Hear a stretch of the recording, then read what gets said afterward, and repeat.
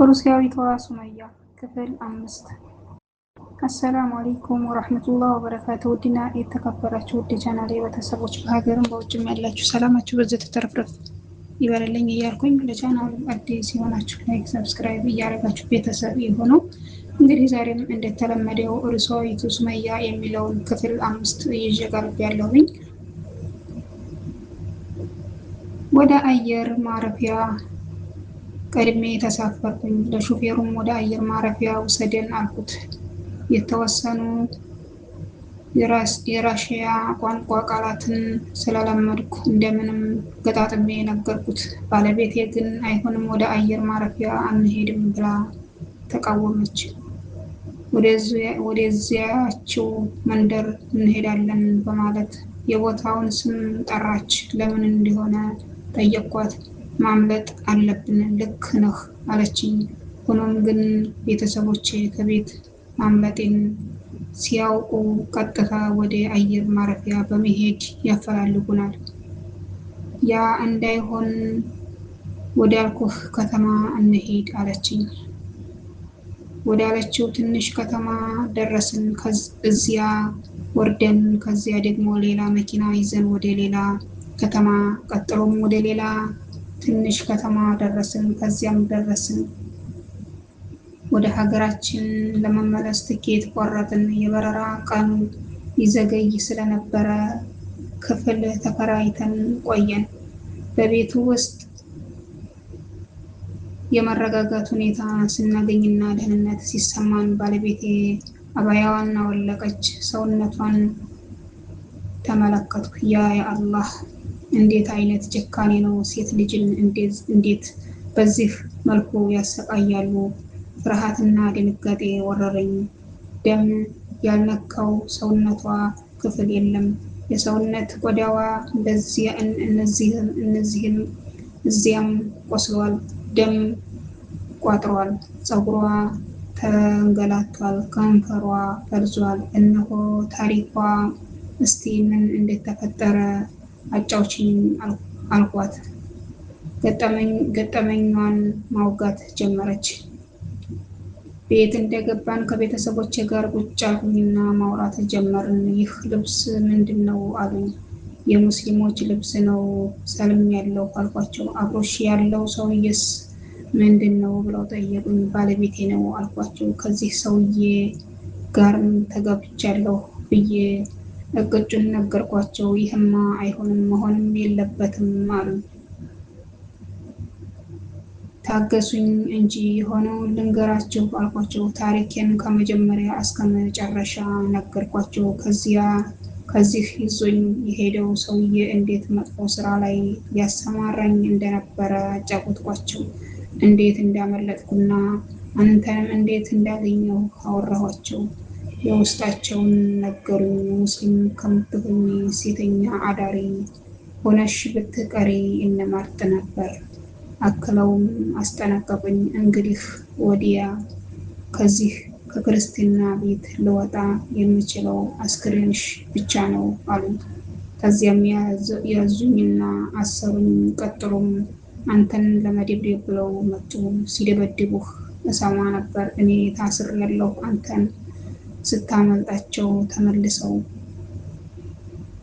ተመልሰው መሳደብና እኔን ማነወር ጀመሩ። ከዚያም ወጡና ሰንሰለት ገዝተው ተመልሰው አሰሩኝ።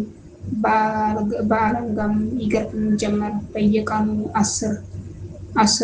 ከአስር በኋላ ጀምረው እስከንተኛ ድረስ ይደበድቡኛል፣ ያሰቃዩኛል። ጠዋት ላይ ወንድሞቼ አባቴ ወደ ስራቸው ይሄዳሉ። እናቴ ደግሞ በቤት ውስጥ ስራ ትጠመዳለች። ቤት የምትቀረው ትንሿ እህቴ ብቻ ናት።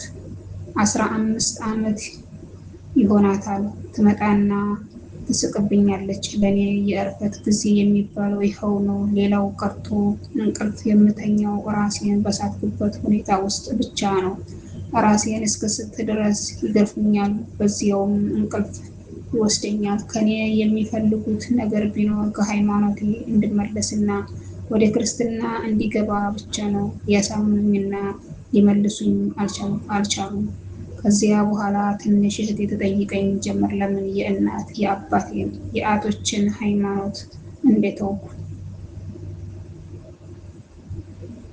አላህ መውጫውን ያበጅለታል። ሁኔታችን ዝርዝሬ አጫወትኳት። ላሳምናት ብዙ ሞከርኩ። ስለ አላህ አንድነት፣ ስለ እስልምና እምነትና ስለሌላው በእርግጥ እያመነች መጣች። አሳዘንኳትም። በአላህ ፍቃድ ቀጥሎም ተስፋ ሳልቆርጥ ባደረኩት ጥረት ስለ እስልምና ግልጽ የሆነላትን መጣ። በሂደት አንድ ቀን የሚገርም ሁኔታ መለወጧን አየሁኝ። አሁን ተረድቼሻለሁ። አንቺ እውነት ላይ ነሽ የያዝሽው እኔም ልይዘው የሚገባ እውነተኛ ሃይማኖት ነው። እንደውም እረዳሻለሁ አለችኝ። እንግዲያውስ ልትረጂኝ ካሰብሽ ከባለቤቴ ጋር የምገናኝበትን ሁኔታ አመቻችልኝ አልኳት። በሆነ ቀን የቤቱ ጣሪያ ላይ ወጥታ ወዲህ ስትቃኝ አንተን ስትሄድ ተመለከተችህ። የዚህ አይነት ሰው አይቻለሁ ብላ አካላዊ ገጽህን ነገረችኝ። እኔም ከገለጻዋ በመነሳት አወቅኩ። አሁን እሱ ራሱ ነው አልኳት። ካየሽው ዝም ብለሽ በሩን ብቻ ከፍተሽልኝ ተይ፣ እኔ አናግረዋለሁ አልኳት። በእርግጥም በሩን ከፈተችውና ላናግርህ ቻልኩኝ። በሁለት ሰንሰለት ታስሬ ስለነበረ ወጥቼ ላናግርህ አልቻልኩም። ቁልፎቹ ደግሞ ወንድሜ እጅ ነው ያሉት። የሶስተኛዋ ቁልፍ ከቤቱ ምሰሶ ጋር ታስሬ ነው። የዚህኛው ቁልፍ እህቴ እጅ ላይ ይገኛል። ትንሽ ቤት ስሄድ የምትፈታልኝ እሷ ነች። ይህ ሁሉ እንዳላመልጥ ነው ያኔ ሳገኝህና እዚያ የተከራየነው ክፍል የምትጠብቀኝ ስነግርህ ታስሬ ነበር። እህቴን ለማሳመን ብዙ ጥረኩኝ። በመጨረሻም ሰለመችልኝ።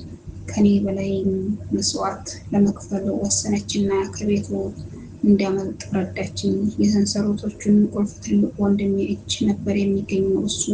እሱም ቁልፎቹን በጣም ተጠንቅቆ ነው የሚይዛቸው። በዚያው ዕለት ለወንድሞቼ ከበድ ያለ አስካሪ መጠጥ አዘጋጀችላቸው። እስከ እኩለ ሌሊት ድረስ ሲጠጡና ሲደጋግሙ አመሹ።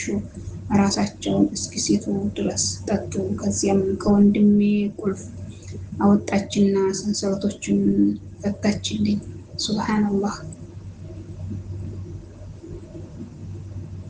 ሌሊት በጨለማ ልመጣ የቻልኩትም በዚያ ምክንያት ነበር አለችኝ። የእህትሽ ነገር ይበልጥ አሳሰበኝ።